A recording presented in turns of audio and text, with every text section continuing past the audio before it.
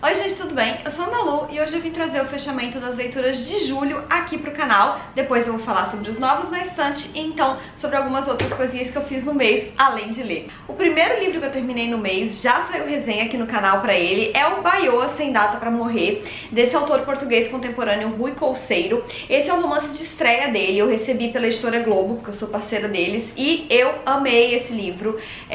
Quem viu a resenha já sabe do que se trata, mas é um livro bem interessante, eu achei muito inusitado também na sua temática. Conta a história narrada em primeira pessoa, né, por um personagem jovem, que era professor em Lisboa, mas teve um burnout, e em paralelo a isso, ele e seus pais receberam uma carta de um tal de Joaquim Baiôa, que eles não conheciam, falando que reformou a casa dos pais da mãe, né, do personagem, que estava lá abandonada na vila de Gorda e Feia, um vilarejo de Portugal, há muitos anos. A mãe sempre quis voltar lá, mas nunca voltou. Enfim, eles recebem essa surpresa de que a casa foi reformada e está lá à disposição, bem nesse momento, né, em que o personagem narrador sofre com esse burnout, e ele decide então passar uma temporada por lá. Ele vai pra lá muito interessado em ver como ficou a casa, em conhecer esse Joaquim Baiôa e entender também se ele tá querendo alguma cobrança por isso, afinal ele reformou a casa com uma justificativa, né, que o personagem não conhece.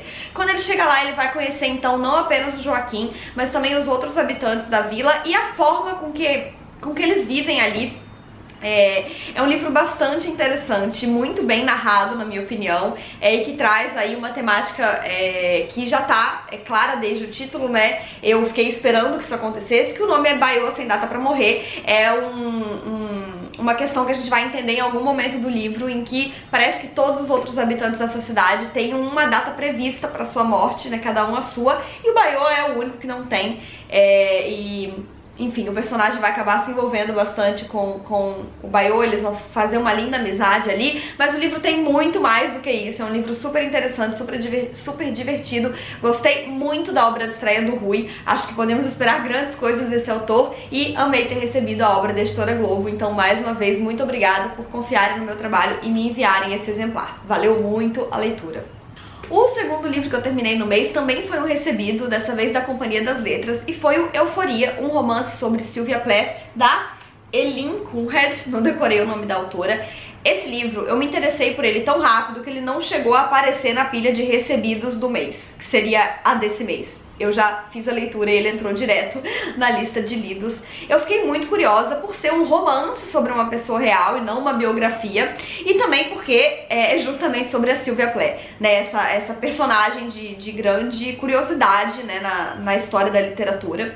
É uma autora bastante polêmica, que tem uma história bastante pesada, né? E que, enfim, está aqui colocada em forma de romance. Eu tenho os diários da Sylvia Plath, né, que saíram numa edição grandona da editora Globo há alguns anos atrás, e eu comprei logo que saiu, mas não li até hoje. E esse daqui é um livro que a escritora, que é sueca, escreveu com base não apenas nos diários da Sylvia, mas também em tudo que ela conseguiu pesquisar sobre a autora. E é uma proposta dela aqui de escrever um livro em primeira pessoa, como se a gente tivesse acesso então aos pensamentos da Sylvia. É um livro muito pesado, né, como era de se esperar. Se tem alguém que não sabe, a Sylvia Plath, ela cometeu suicídio ainda bastante jovem, então não tem como, né, um livro que se passa dentro da cabeça dela ser um livro leve, mas é um livro muito bom, muito bem escrito, que me pegou assim da primeira à última linha, eu não conseguia parar de ler, e que eu li junto com uma amiga, a Catarina Matavelli. Eu vou colocar o Instagram dela aqui embaixo. Ela tem um Instagram onde ela fala sobre literatura e é incrível, eu adoro seguir a Cat, fico com vontade de ler tudo sobre o que ela escreve. Ela é uma máquina de leituras, então ela tá sempre falando de um livro novo e eu sempre tenho vontade de ler todos, e foi ótimo fazer essa leitura junto com ela, porque a gente pôde ir trocando percepções e, enfim, falo mais sobre ele quando sair a resenha. Um livro muito bom, mas obviamente cheio de gatilhos, tá? Depois de ler esse livro, eu precisava de algo mais leve. O tema não necessariamente era leve, mas eu sabia que pelo menos a literatura seria. E aí eu peguei a coleção de Arrependimentos de Clover, que foi outro livro que eu recebi da editora Globo e que eu tava bem curiosa pra ler, porque a personagem principal, a narradora desse livro, é uma doula da morte. Eu nunca tinha ouvido falar nisso. Eu já conheço, né, as doulas de parto, né, que são as mulheres que ficam ali presentes pra cuidar da gestante e desse nascimento.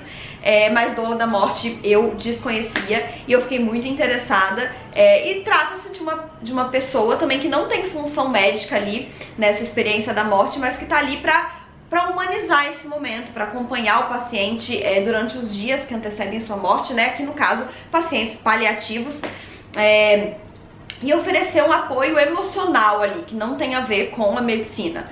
Eu achei interessante, né, ler um pouco sobre essa profissão.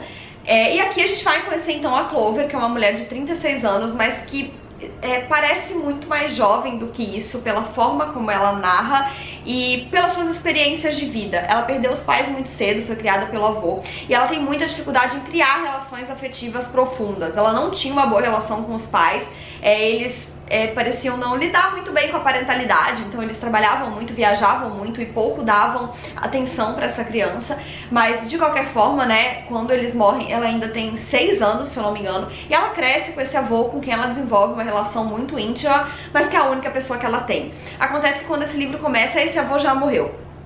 E ela se sente muito sozinha, ela não construiu relações, ela não tem amigos, ela nunca teve um namorado, ela nunca beijou. Então ela parece muito mais jovem na narrativa, vira e mexe eu pensava, não, ela deve ter uns 18, 19 anos, mas não, ela tem 36 e ela é doula da morte, né? Então ela tem uma vida não afetiva muito específica e uma profissão muito específica. E o livro se chama Coleção de Arrependimentos de Clover porque ela gosta de anotar em alguns caderninhos que ela tem as últimas frases ali que seus clientes falaram antes de morrer. E um desses caderninhos é específico para aqueles que falaram algo demonstrando um arrependimento. E aí um dos motes do livro é que ela tenta fazer as coisas das quais ele se arrepende de não ter feito. Então tem uma cliente dela que fala que se arrepende de nunca ter provado uma manga bem suculenta, que ela nunca teve interesse nessa fruta, mas ali à beira da morte ela fala, putz, sempre me insistiram tanto pra comer, falaram que era tão gostosa, eu nunca quis experimentar, mas hoje eu me arrependo. Então ela tem que comer uma manga. Enfim, então o livro gira um pouco em torno disso, mas principalmente do íntimo dessa personagem, da falta de vida íntima que ela tem e dos enroscos que ela vai viver ali com alguns de seus pacientes, tentando ajudá-los ao máximo possível e viver, talvez, os seus arrependimentos. É um livro interessante, mas eu acho que ele tem algumas falhas. Eu achei a escrita um pouco imatura. Se eu não me engano, é o primeiro romance da autora. Ela é jornalista, esse é o romance de estreia dela, então eu acho que é esperado que haja uma certa imaturidade. Mas eu sou uma leitora um pouco mais madura, né? Então algumas coisas não consigo passar despercebida. E por isso eu acho que ele tem algumas falhas, mas é uma história interessante e que eu acho que vale a pena ser lida. Comento mais sobre ela quando sair a resenha. Por último, na verdade eu tava até já lendo outro livro que eu comecei, mas ainda não terminei, mas eu tava meio que numa crise de ansiedade, eu precisava de algo levinho, e aí eu resolvi pegar Arlindo, da Ilustra Lu, que é um quadrinho, né, dessa quadrinista brasileira do Rio Grande do Norte, se eu não me engano, e que eu tinha ganhado de aniversário da minha amiga Milena no ano passado, mas de alguma forma eu senti que eu tava guardando ele para um momento em que eu precisasse de um livro levinho, de um livro gostoso. Ele não é tão leve assim, porque afinal de contas a gente tem o Arlindo aqui, que é um personagem LGBT com pais bastante preconceituosos, né, e que vive ali dentro do armário tentando se esconder até de si mesmo, mas que acaba descobrindo o amor ao longo do livro, enquanto ele ouve bastante Sandy Júnior. É um livro super musical, ele gosta muito de Sandy Júnior e de várias outras músicas da MPB.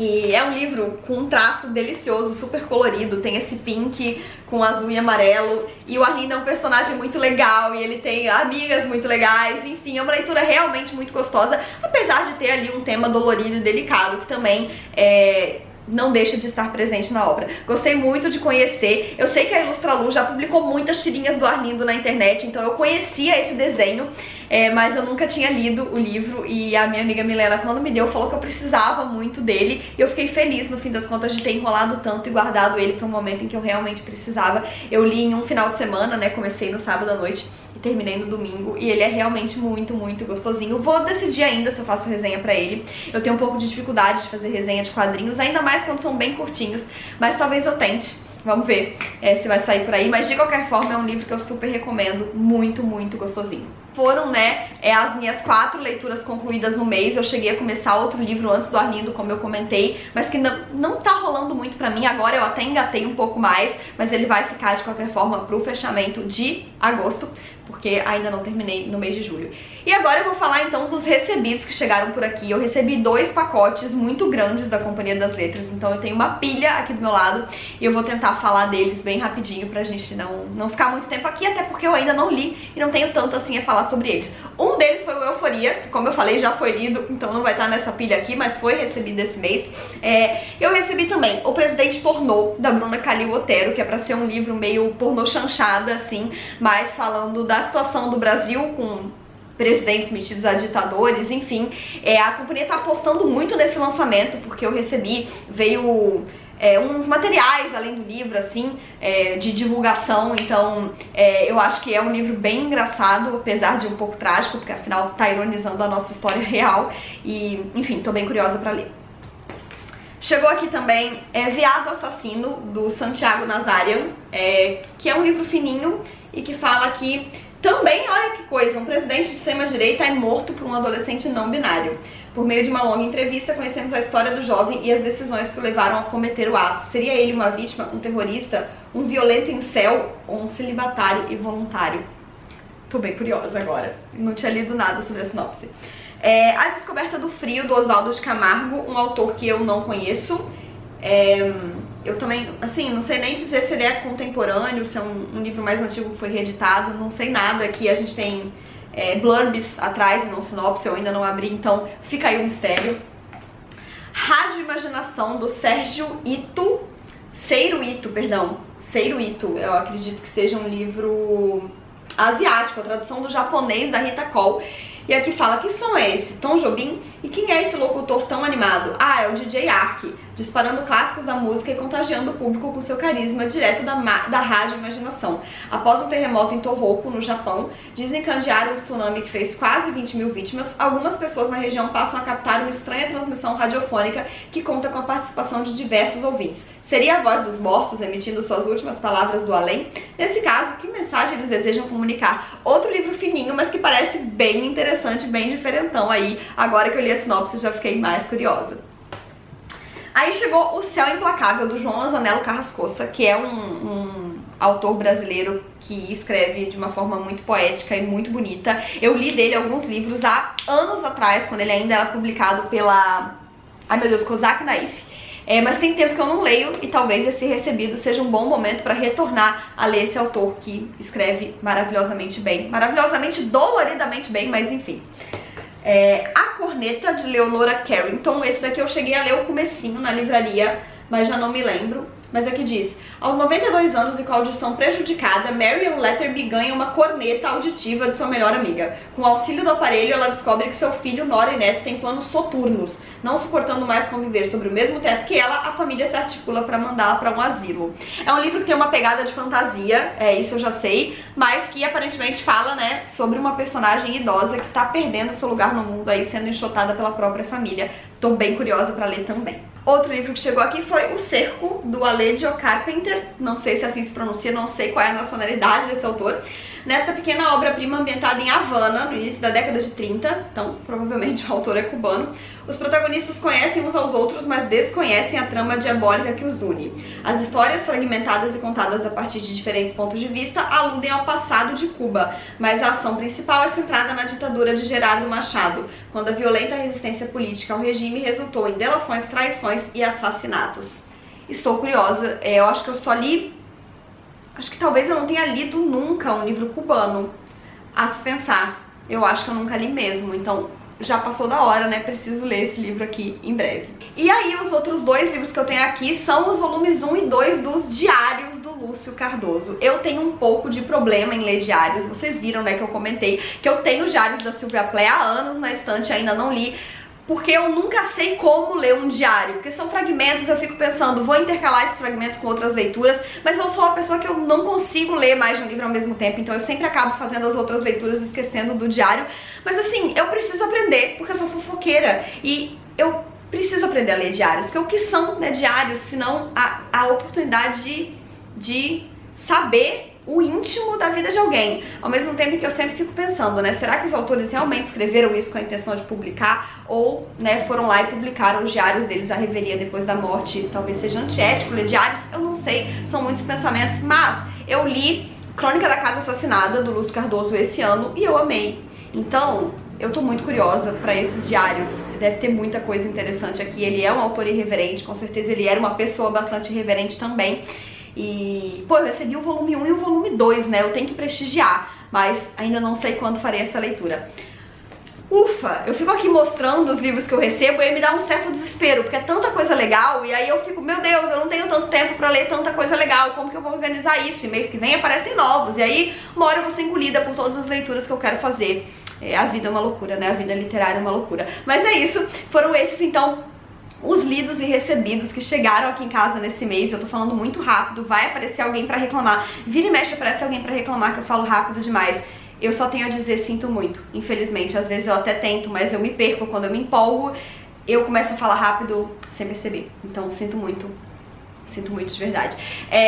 Agora eu vou falar um pouquinho sobre as coisas que eu fiz esse mês, que foram além das leituras, né? Apenas alguns highlights. E uma dessas coisas é mais uma novela.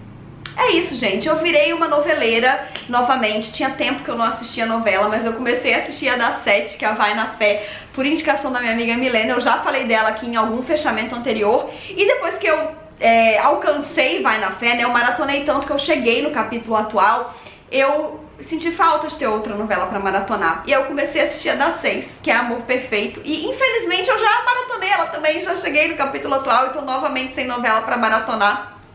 Mas eu vim recomendar Amor Perfeito, que é uma novela que eu estou amando absurdamente, assim, eu acho que superou Vai na Fé, e Vai na Fé é uma ótima novela, mas Amor Perfeito é uma novela linda, uma novela que se passa em 1942, se eu não me engano, numa cidade do interior fictícia de Minas Gerais. Então a gente tem, né, essa é quase uma novelinha de costumes, né, desses personagens vivendo numa cidade pequena, num outro momento de Brasil, né, sob a ditadura Vargas, enfim, sobre costumes bastante diferentes dos que a gente vê hoje, mas que reverberam também até hoje. E nesse clima, né, de um falar da vida dos outros, todo mundo tomar conta da vida de todo mundo, especialmente das mulheres. E a gente tem uma obra que ela é baseada num clássico do cinema italiano, se eu não me engano, que é Marcelino Pão e Vinho, que eu nunca tinha assistido, mas continuo sem assistir, mas que já tinha ouvido falar, que é a história de um menino que é deixado bebê numa irmandade de padres, é criado por esses padres e aparentemente vivencia um milagre, que ele começa a levar pão e vinho para uma imagem, né, de Jesus crucificado que tem ali na Irmandade, e Jesus desce da cruz e se alimenta com ele, começa a conversar com ele. Os autores dessa novela partiram dessa ideia, e então a gente tem o Marcelino, que nossa, eu tô apaixonada por esse ator, chama Levi Asaf. Ele tem o que, uns 9 aninhos, ele é perfeito, ele é muito fofo. E o Marcelino, então, ele é filho do casal de protagonistas que acabaram sendo separados. A menina acaba presa no início da novela por uma falcatrua da madrasta, e ela acaba parindo esse neném numa fuga da cadeia, e o neném acaba sendo colocado num barco e chega na porta da Irmandade, e os padres criam esse menino, e ele conversa com Jesus, leva pão e vinho pra Jesus, enfim, mas o cerne da novela, né, tem uma grande questão aí em torno desses pais que querem reaver esse menino, e sem saber que o Marcelino é o filho deles, acabam se apaixonando por esse menino criado pelos padres. E enfim, é uma novela com muita maldade. A gente tem a Mariana Ximenes aqui como vilã. Ela tá excelente, o que me faz ficar doida. Eu falei que se eu encontrá-la na rua eu dou bolsada na cara. Mas a novela é muito linda, apesar dessas maldades que estão me torturando. E eu acho que ela vale muito a pena, apesar de ser uma novela que se passa em 1942. Eu acho que os autores estão sabendo muito bem colocar discussões extremamente atuais ali. A gente tem um elenco negro bastante importante nessa novela, né? Eu tô vendo essa preocupação atual nessas novelas em tentar, pelo menos, né, colocar um elenco aí 50% branco e 50% negro. E eu acho que o texto dosa muito bem. Esses atores, eles não estão ali só pra retratar personagens que têm questões relacionadas à desigualdade racial, porque afinal não é apenas isso que pauta, né, a vida de uma pessoa negra, mas essas pautas existem, né, porque também não teria como ignorá-las. Então, um dos autores da novela é um homem negro. Eu acho que eles estão fazendo esse trabalho bastante bem.